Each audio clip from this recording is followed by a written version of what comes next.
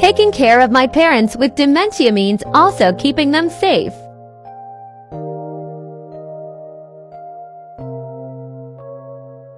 I have to lock up their medications and anything that could hurt them, so I needed a good lock on the door to the room I keep those things in, and I found this smart one.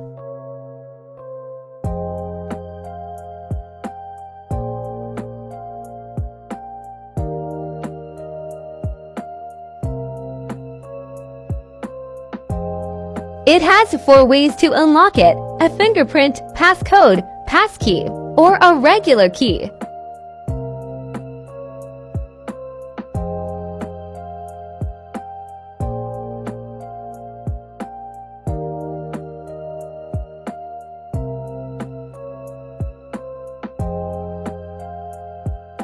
To be continued when I get it installed.